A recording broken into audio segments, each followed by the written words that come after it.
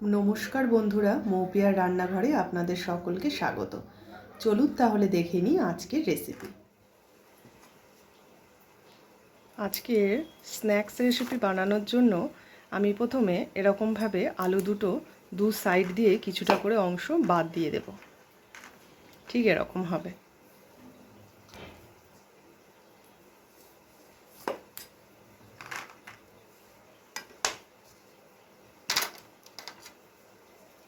এরপর একটি ছুরির সাহায্যে চারি সাইড দিয়ে আলুগুলোর মধ্যে কিছুটা করে দাগ দিয়ে নিতে হবে।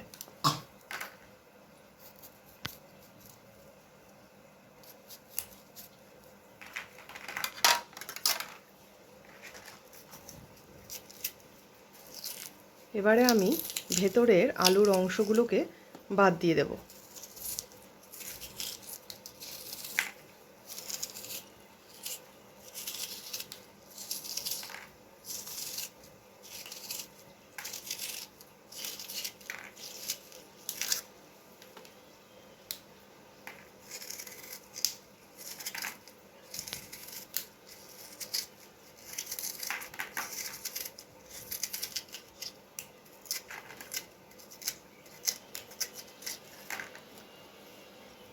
এই দেখুন বন্ধুরা, ঠিক এরকম হবে।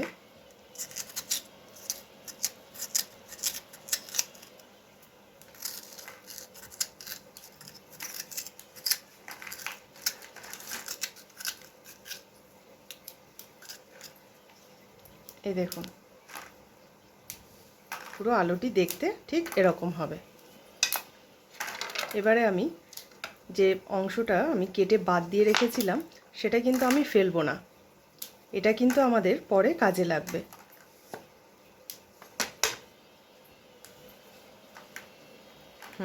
ঠিক এরকম হবে। মনে হচ্ছে যেন কৌটোর মধ্যে ঢাকনা দেওয়া। কত সুন্দর লাগছে দেখুন আলুটি দেখতে। আর এই অংশটা কাটা হয়েছে এর কারণ, এটা কি যেন এরকমভাবে বসানো যাবে আলুটিকে। এই দেখুন,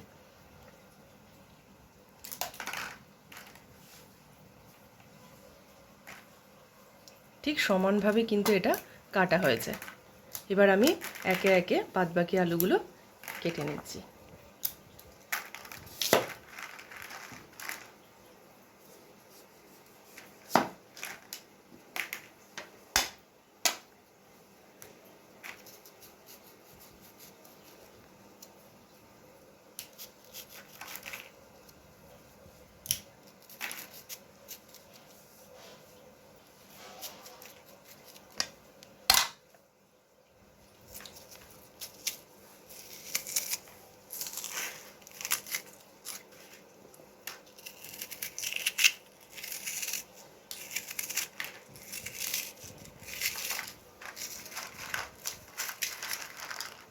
পাপানো এখানে খেলা করছে। বানাওনি? ঠিক আছে, বানাও, পরে দেখাবো।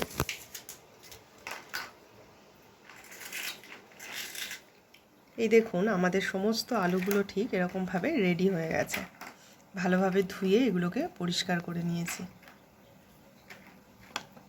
প্রত্যেকটা কৌটো থেকে যেন মনে হচ্ছে ঢাকনা সরিয়ে নেওয়া হচ্ছে। দেখুন কত সুন্দর লাগছে দেখতে।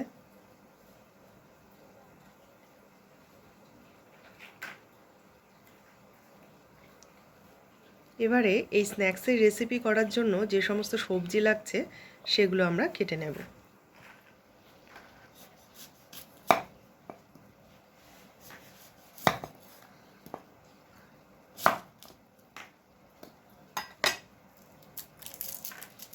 একটি মিডিয়াম সাইজের পেঁয়াজ লাগছে এখানে আমার।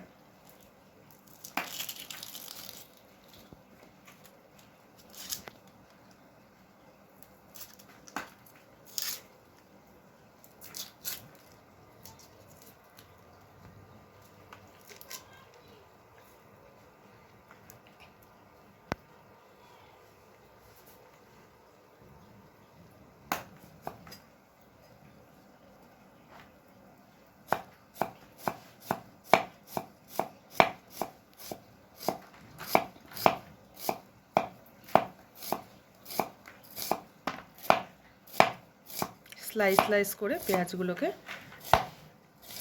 কেটে নেওয়া হচ্ছে।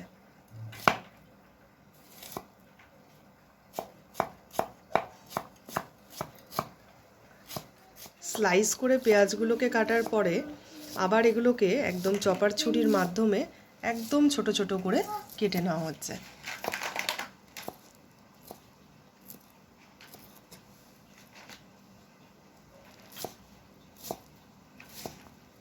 পেঁয়াজগুলো যতটা ছোট করা যায় ততটাই কিন্তু এই স্ন্যাক্সের পক্ষে খুবই ভালো ম্যারিনেশনটা করার সময়।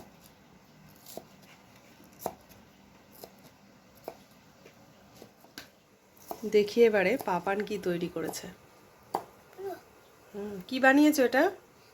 এটা হচ্ছে একটা হাফ পাখা, এরকম করে হাওয়া খায়। হ্যাঁ, খুব সুন্দর হয়েছে। আর কি বানিয়েছো? আর হচ্ছে এটা হচ্ছে একটা বড় সান। সান? বাহ, এটা হচ্ছে বড় সান। এটা হচ্ছে এর থেকে আরো ছোট সান। আর এটা হচ্ছে একটা সিলিং। এটা হচ্ছে একটা সিলিং ফ্যান। সিলিং ফ্যান, খুব সুন্দর। সিলিং ফ্যানটা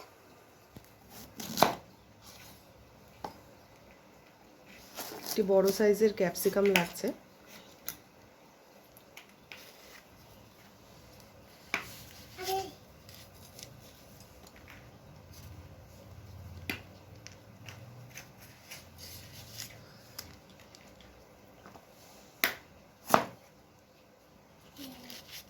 দানাগুলোকে এরকম ভাবে বাদ দিয়ে দেবেন।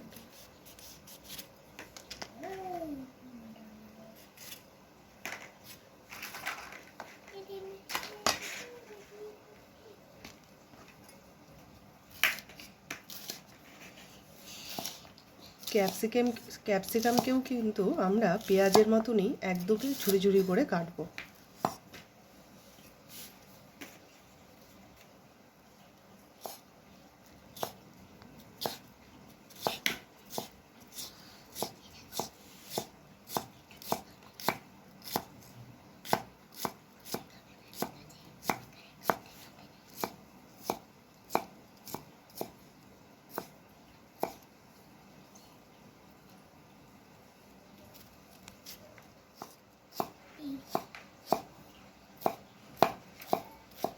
বাকি ক্যাপসিকামগুলোকেও ঠিক আমরা একই রকমভাবে কেটে নেব।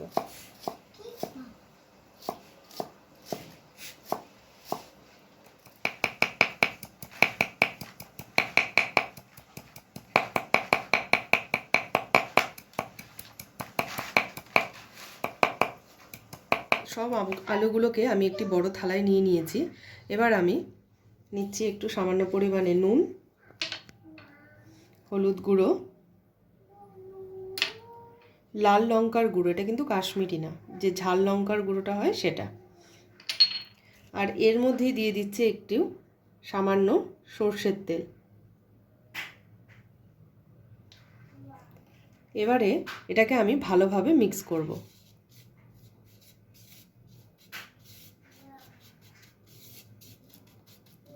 মিক্স করে এবার আমি আলুগুলোতে খুব ভালোভাবে এটাকে মাখিয়ে নেব। আলতো আলতো করে মাখাবেন, নাহলে আলুগুলো কিন্তু আবার ভেঙে যেতে পারে। এর ভেতরটাতেও একটু করে মাখিয়ে নেব এরকমভাবে।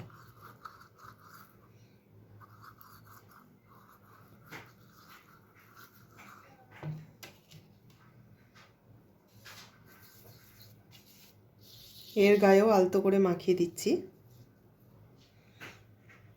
এই দেখুন, একটি আলু আমার একদম সেজে উঠেছে যেন। এবার আমি বাদবাকিগুলোকে ঠিক এরকমভাবেই রেডি করে নেব।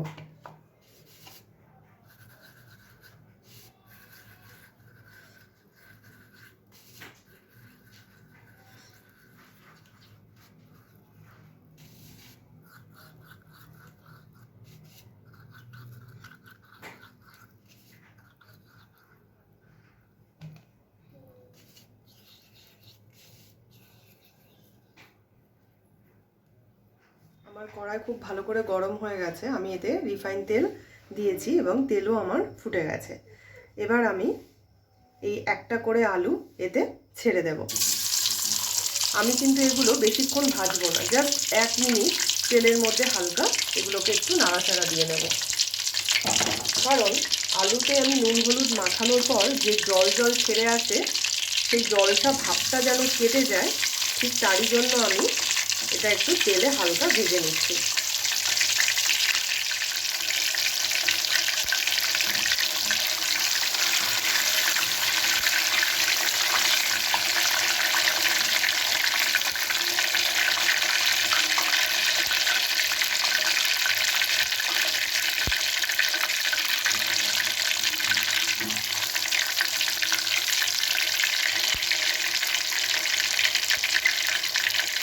আমার 1 মিনিট হয়ে গেছে, এবার আমি এটাকে তুলে নিচ্ছি।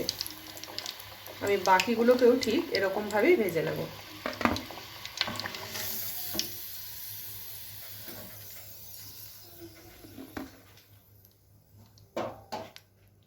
আদা, রসুন, কাঁচা লঙ্কা, শুকনো লঙ্কা এগুলোকে আমি একসাথে মিক্স করে নেব। বাজার থেকে ঠিক এরকমভাবে মাংসের কিমা করে নিয়ে আসা হয়েছে। এর মধ্যে আমি নুন হলুদ মাখিয়ে 10 মিনিট রেখেছিলাম। এবারে এতে আমি সবজিগুলোকে অ্যাড করব। পেঁয়াজ কুচি,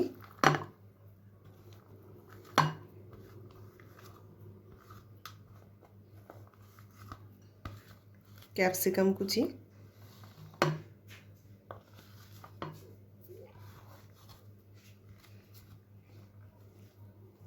সামান্য ধনেপাতা কুচি,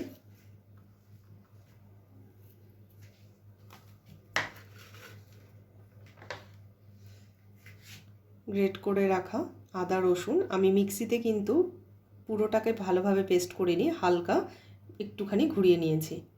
এটা দিয়ে নিচ্ছি এতে। আগে থেকেই যেহেতু আমার নুন দেওয়া ছিল তাই আমি এতে সামান্য নুন ব্যবহার করব। নুন, হলুদ গুঁড়ো, কাশ্মীরি লঙ্কার গুঁড়ো, গোলমরিচের গুঁড়ো, জিরের গুঁড়ো, আর লাগছে সামান্য ধনের গুঁড়ো।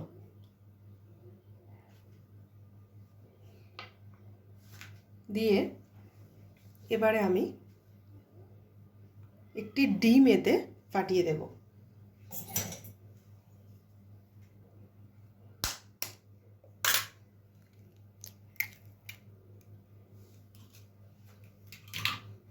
এটাকে খুব ভালোভাবে মেখে নেব।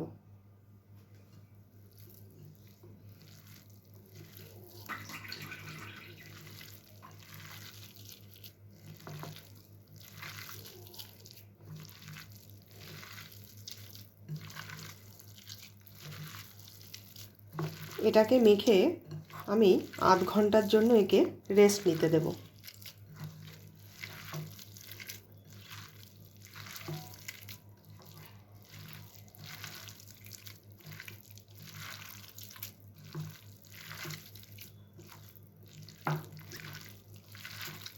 সামান্য লেবুর রস আমি এর ওপর দিয়ে একটুখানি দিয়ে নিচ্ছি।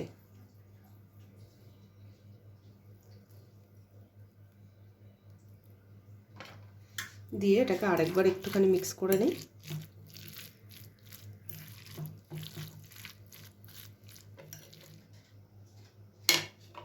এবার আমি এটিকে ভালোভাবে একটু ভেজে নেব কড়াইতে। আমার তেল গরম হয়ে গেছে, এবার আমি এই মিক্সারটা দিয়ে দেবো এতে।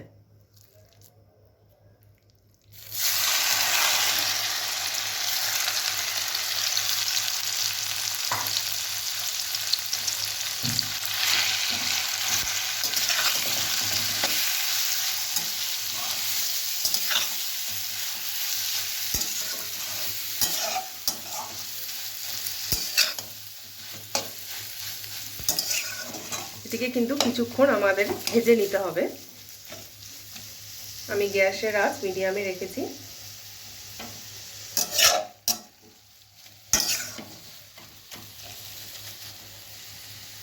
এই দেখুন বন্ধুরা, আলুতে ভেতরে দেওয়ার জন্য আমার পুর কিন্তু একদম রেডি হয়ে গেছে। এবার আমি এটাকে একটি পাত্রে ঢেলে নেব। এবারে একটি করে আলু নিয়ে এর ভেতরে ভালোভাবে এই পুরটা দিয়ে নিতে হবে।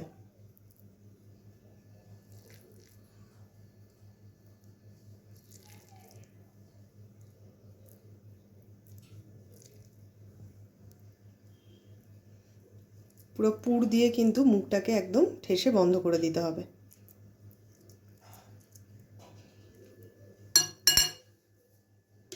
এবারে ঢাকনাটা আটকে দিন। পুরো কৌটোর মতো লাগছে তাই বললাম।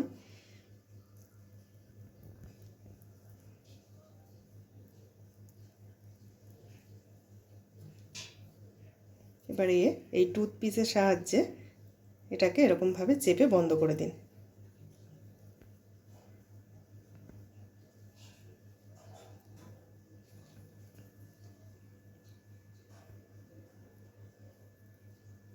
এই দেখুন একটা আমার একদম রেডি। এবারে ঠিক একইভাবে বাকিগুলোকেও রেডি করে নেব।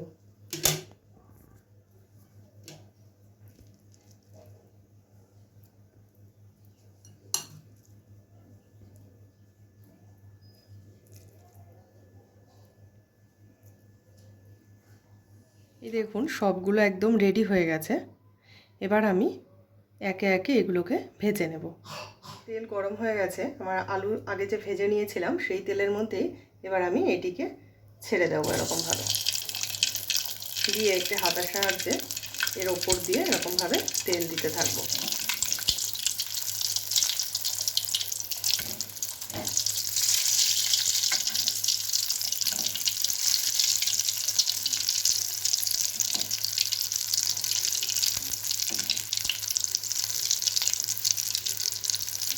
এর এক পিঠ খুব ভালোভাবে ভাজা হয়ে গেলে আমি আরেক পিঠ উল্টে দেব। আমার এক পিঠ খুব ভালোভাবে ভাজা হয়ে গেছে, আরেক পিঠ ভেজে নেব।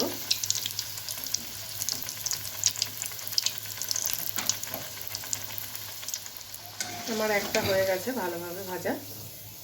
এবার আমি ঠিক একইভাবে বাদবাকিগুলো ভেজে নেব। আলু দ্বারা মজাদার স্ন্যাক্স আমাদের একদম তৈরি হয়ে গেছে দেখুন। এবার আমি একটিকে কেটে দেখাবো ভেতরটা ঠিক কীরকম হয়েছে দেখতে।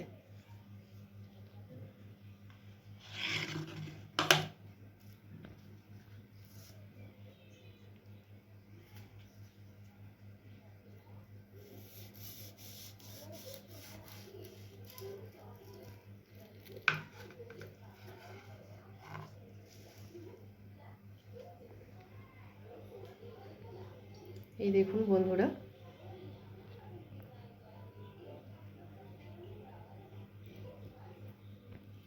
কতটা লোভনীয় হয়েছে দেখতে।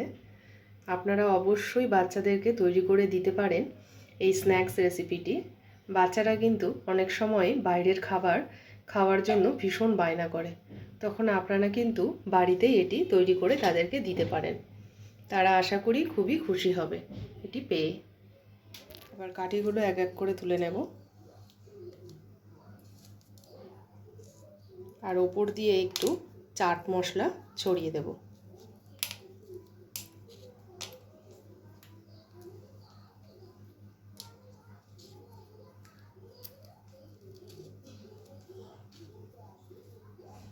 ভেতরের পুর যাতে বেরিয়ে না আসে সেই জন্যই কিন্তু এই কাঠিগুলোকে ব্যবহার করা।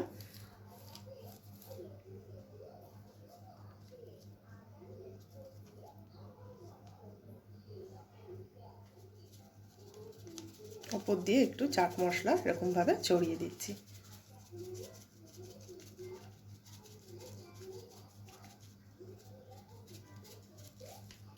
আমার বানানো ভিডিওগুলো যদি আপনাদের ভালো লেগে থাকে তাহলে প্লিজ আমার চ্যানেলটি সাবস্ক্রাইব করে দেবেন। তাহলে আমি আরও নতুন নতুন ভিডিও বানানোর অনুপ্রেরণা পাব। আর আপনাদের পরিবারের বন্ধুদের কাছে শেয়ার করতে পারেন আমার বানানো ভিডিওগুলো। সবাই ভালো থাকবেন, পরিবারের সকলকে ভালো রাখবেন। ধন্যবাদ।